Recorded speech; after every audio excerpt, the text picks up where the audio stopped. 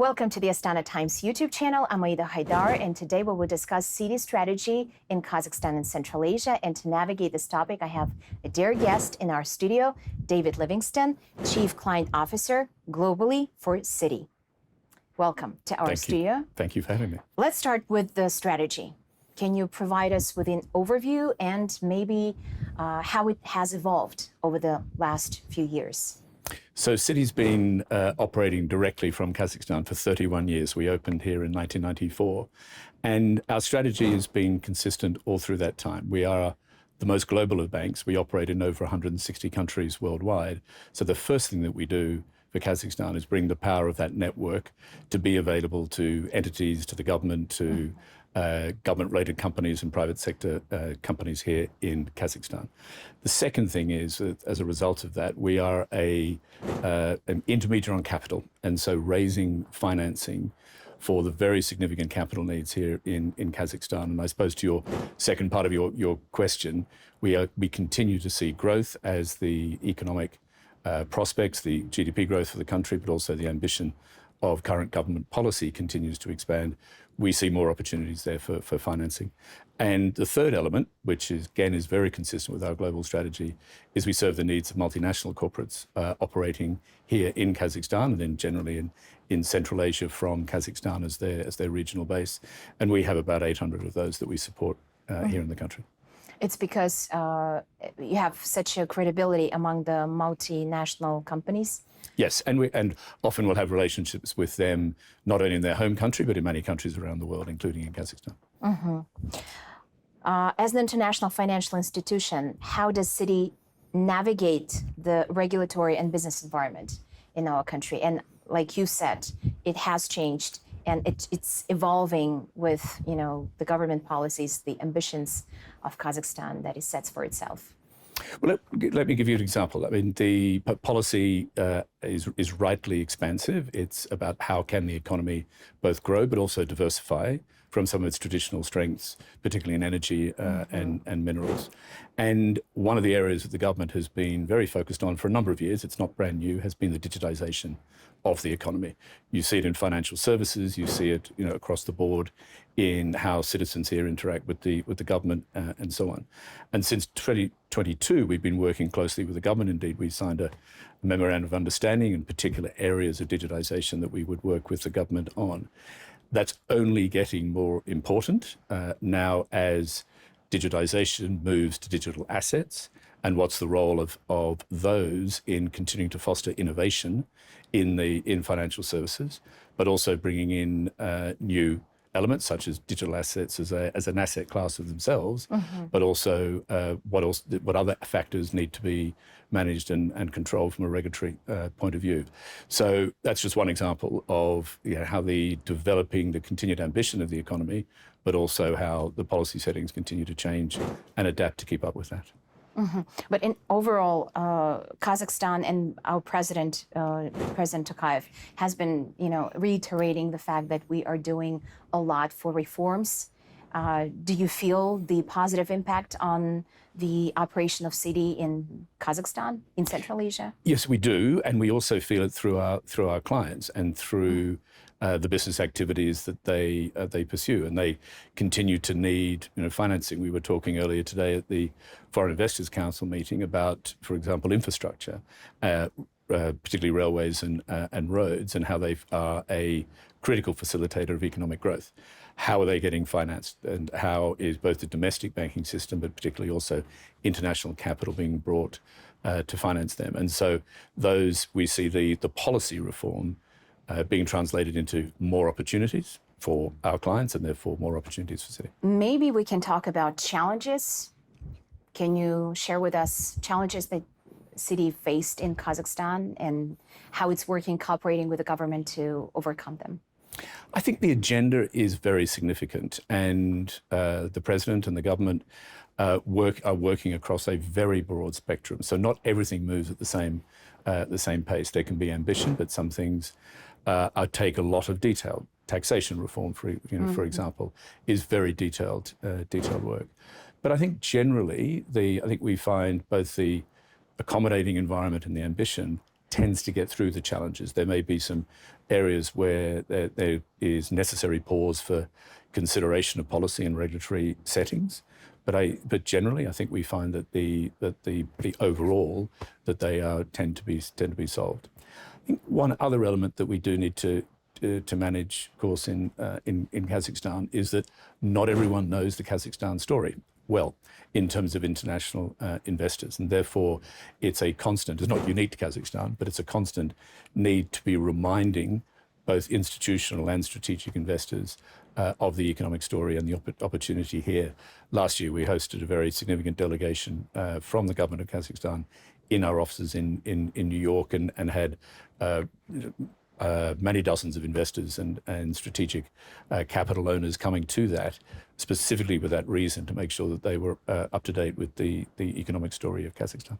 And economic story, I mean, what kind of opportunities, what kind of hurdles maybe there are? And I think it's very important to manage this kind of hurdles and obstacles together when you hear the feedback of the investors who will say, like, this is not working for us, maybe we can change this. Indeed, exactly. With increasing digitalization, like you said, in finance and innovations in technologies, what kind of innovation Citi is bringing to Kazakhstan and Central Asia? And you can talk not only about Kazakhstan, but also other countries of the region. So I think the very nature of digitization is that it's, in a way, borderless. And therefore, the type of innovation that we can bring, whether that's in payments, custody, other particular frameworks or elements of the financial system, if we're doing it in other places, of course we can also do it here in Kazakhstan with the right regulatory and overall policy settings. So in all of those things, how we manage foreign exchange and how we trade, we do many tens of thousands of foreign exchange transactions a year on behalf of our clients. How that is both price discovery is accurate, and the speed of executing that is benefiting from continued digitization and so on of that market, one of the earlier markets to digitize. So wherever we see that opportunity, we will bring it here to Kazakhstan. One area, of course, is central bank digital currency is on the top of everyone's agenda. What does that mean? Kazakhstan actually has been a relative leader in implementing the digital tenge and other elements. But one of the questions we always ask is, what's the problem set that a central bank digital currency is there to solve? Mm-hmm. And you're holding a smartphone. I'm sure you haven't touched a physical tenge in a long time. Everything you do is already digitized. Everything that you, through the banking system, paying utilities, all those things, completely app-based and phone-based. So highly digital already. And what is the role of a central bank issued digital currency in that? In some places, there's an evident use case. And particularly where there isn't a high level of digitization in the financial system. In others, it can be a little bit more esoteric of what is the need. But then more broadly, reform in the area of digital assets, particularly tokenization, the ability to break down assets into individual components, which makes it easier to trade, to custody, and so on. That's where we see a lot of potential reform in the infrastructure of financial and security markets. Let's talk about trade and investment. What role do you see Citi playing in Kazakhstan's growth as a potential financial hub, and especially in terms of the geopolitical realities that are happening, and Kazakhstan is trying to position itself as a regional hub for redirecting the trade and investment flows with the middle corridor and other different initiatives?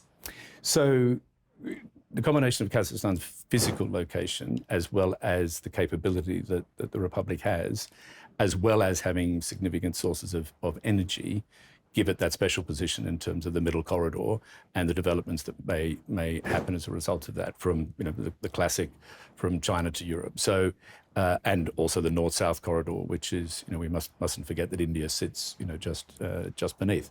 So all of that physical and energy advantage, I think, goes to the ability to build trade advantage, and for there to be, by the name corridor, things passing through, emanating from Kazakhstan, coming into Kazakhstan. And I would say the government is also focused on what is the value added that happens within Kazakhstan, not just being a transshipment location. And with that volume of trade, then on the back of it comes the financial needs of that trade. It needs to be financed. It needs to be then bought and sold. And all those elements then rely on markets and financial markets. And so the regional hub, if you like, in financial services comes on the back of being the regional physical hub. And of course, Kazakhstan has the advantages that I described just a second ago, in being able to produce that. Then you bring the sophisticated financial regulation, which the country does have, and continues to develop. Put those two together, and you get the combination which allows the country to have the ambition to be a regional financial hub. Mm-hmm. Kazakhstan has implemented a series of economic and financial reforms. We've touched on that at the beginning. How would you evaluate those changes, their impact on the city's operation in the region? I'd say, like any reform, particularly the ones which are directed towards facilitating the flow of capital, very positively, that only underscores the sort of three strategic legs that I outlined at the beginning of our conversation. But also we need to respond to the requirements of that, of particularly banking regulation in the country, whether that's around the regulation of conduct, whether it's the regulation of the prudential regulation about capital needs and so on, which as those change, we will adhere to those, of course. But it's also that responding to that initial sort of, again, policy reform element, which I would say the government continues to be very focused on attracting that flow of capital, be it strategic or institutional capital into the country. I think I'm more like, I was trying to ask you about how did it help to grow the operations of Citi? Because when you say 31 years ago, you've opened your offices, we can imagine the level of operations at that time and today. I'm just interested in maybe the volume of growth that happened over the last 3 decades. Very significant. But again, on the back of not just the government policy, but also our clients and what our clients have, particularly the multinational ones who've come here and grown their business operations, be it the energy companies, be it some of the mineral companies and so on, as well as industrial ones. But then at the same time, the increasing ambition, particularly of state-owned enterprises in Kazakhstan, to finance themselves, to go the public markets like Air Astana, who we helped last year. Those type of things have grown the corporate base, and particularly the element owned by the private sector here in Kazakhstan. So if you were, that's grown the client base that we have in the country. So it's not just sort of dollar volume growth; it's also the volume of clients that we serve. In your opinion, what kind of policies maybe or reforms you would advise for Kazakhstan to attract more international financial institutions for growth of the country, for its economy, for the corporate base, for businesses, and etc.? So if you're specifically saying more financial institutions, then having a very strong domestic banking system is important, and high level of prudential certainty, high level of regulation, and therefore a huge amount of confidence and trust in the domestic system. And Kazakhstan has that today, so keep that. And then to attract the international, I can't speak for other banks, but the characteristics that have brought Citi to Kazakhstan 3 decades ago are the scale of the opportunity. I think now that the size of the economy allows there to be perhaps those who weren't ready 10, 20, 30 years ago to be present in the economy to reconsider that point. But I'll leave that to those banks to consider. Mm-hmm. And I wanted to ask you globally, because there are so many things happening geopolitically, financially, economically. We've just, I think, kind of had some, breath of air after the COVID pandemic. As an expert, have been working in this field for so many years. Do you see any trends happening in the next few years that you would highlight for me as a journalist to look out for? I'd say, it sounds very obvious, but how fundamental trade is settled. So not just the fact that it's being potentially disrupted, and it's not just being disrupted by potential US imposition of different tariffs. There have always been tariffs, and the US is not the only place which has tariffs in protecting its own economy. But how that settles now, COVID, to your point, triggered a great deal of change in trading markets. This is another catalyst for change. So how does it settle? And that's both in goods and in services, and it's important. Often we focus on the trading goods, but if you think about financial services, technology, other elements of the services economy, how do they continue to grow, innovate, be vibrant, but also which geographies? Because the whole point about trade is it has friction. It crosses borders. So where does that settle? So I think that's probably a theme I would recommend you keep your focus on as a journal. Many experts told me that President Trump right now with his tariffs, with the different things that he's doing in terms of changing the game of the global order in general, it's just to bring it to a more fair rules of the game. Would you agree with that? I'd characterize it slightly differently. The global trading system, to the extent that the WTO, the World Trade Organization, had been a force for more multilateralism, that hadn't actually been operating particularly effectively, not since, I suppose, the Doha round of quite a while ago.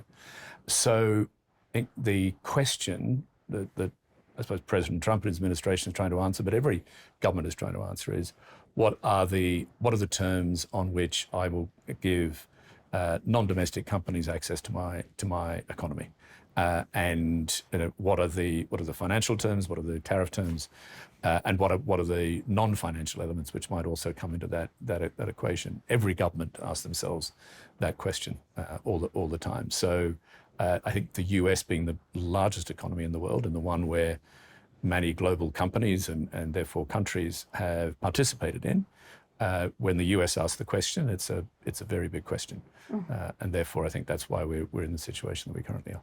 Yeah, I just hope, I'm trying to look out on the brighter side, and I hope that it's a catalyst for a fair trade in the world. Let's hope for that. Let's hope for Kazakhstan to grow and for you to come back more to our country. Thank you very much for this interview. Thank you very much. Nice to see you.